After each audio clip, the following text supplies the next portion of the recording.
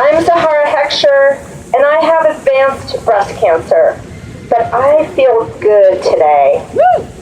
Yesterday, about 2:30 p.m., I was arrested inside the Westin for crashing the TPP negotiators' private space, where they were carrying on their secret negotiations. My message was, 1, drop the death sentence clause of the TPP that will delay access to affordable, life-saving biological medicines for breast cancer and cancer patients around the world with all forms of cancer. 2, end the secrecy of these negotiations.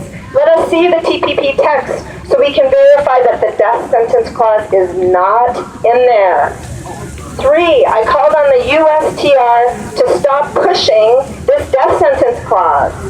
And finally, 4, I called on the negotiators from other countries to continue to stay strong in opposing this unnecessary and harmful death sentence clause. Now, as you may know, it only took a few minutes for the cops to handcuff me and roll me and my IV out of the 7th floor. Then I had a long and interesting journey, almost 10 hours, through what is called the criminal justice system.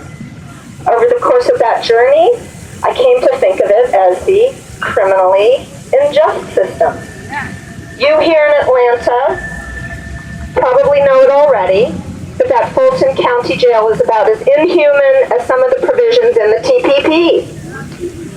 They finally let me out at 2 a.m. thanks to the efforts of the wonderful lawyer Malu Davis, the Bond Fund in the red bucket over there, Neil of Jobs with Justice, Melinda of Global Trade Watch, Tim of AFSC, and all of you sending me prayers and good energy.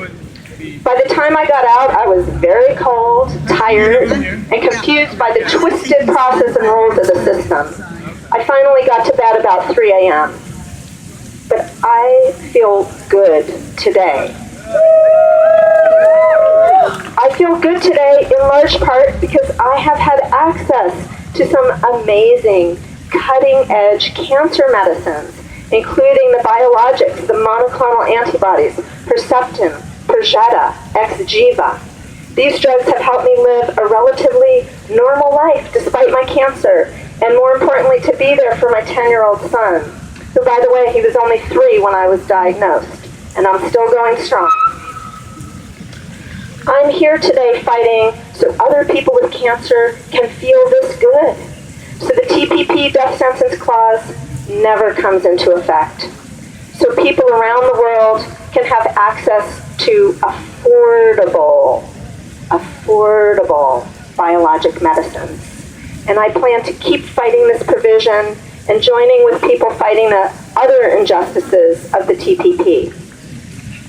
And that brings me to the other reason I feel good today. I feel good today because I've had some other forms of medicine, stronger than the chemo, stronger than the biologics. I have the medicine of solidarity. Yes, solidarity. Solidarity in the form of being here with you, all of you, united, healthcare providers, patients, workers, activists, students, organizers, all our voices blending together in harmony as we sing our chants against the TPP. I have the shot in the arm of international solidarity, inoculating me against despair, pumping me full of hope for my brothers and sisters in Canada, Japan, New Zealand, Peru, and around the world. And I have the IV drop of history, our collective stories, and the stories of our ancestors flowing in my blood, a legacy of organizing that has deep roots here in Atlanta, around the country and around the world.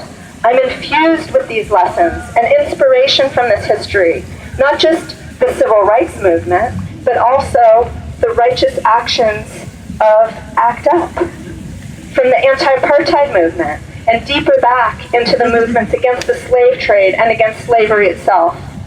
This infusion of history keeps me strong, keeps me thriving. And finally, I have the traditional medicine of love. Love in the form of hugs, kind words, supportive words, and actions like my new friends Neil and Tim, who joins Melinda in welcoming me out of jail at 2 in the morning when they still had work to do for the protest today. So with these medicines, solidarity, history, and love, I feel good today. Now, I know I've become the poster child of access to medicines. The media loves the story of an individual. But the truth is, I did the easy part. As grueling as those hours in jail were, that does not compare to the years, repeat, the years of hard work the organizers and the organizations have done to try to kill this evil TPP. So those of you who stayed up late in the night researching the wonky provisions of the WikiLeaks version of the TPP, those who endured grueling coalition meetings to pull up this event and other events, those who organized yourselves and others for today, taking time away from work, family, and personal events to speak with one voice. I did one act of activism, but the real heroes are those who've done the weeks, the months, the years of unglamorous work on organizing for economic and social justice against the TPP. When we're organized, thousands of our small individual actions are like drops of water coming together to make a waterfall that can break down stone. So let's keep fighting. We'll keep fighting to expand access to life-saving medicines. We'll keep fighting to preserve workers' rights. We'll keep fighting to protect our Pachamama, our Mother Earth. We'll keep fighting this TPP and other efforts to put obscene profits ahead of human needs and environmental sanity. So with love, I thank you, Atlanta brothers and sisters and comrades.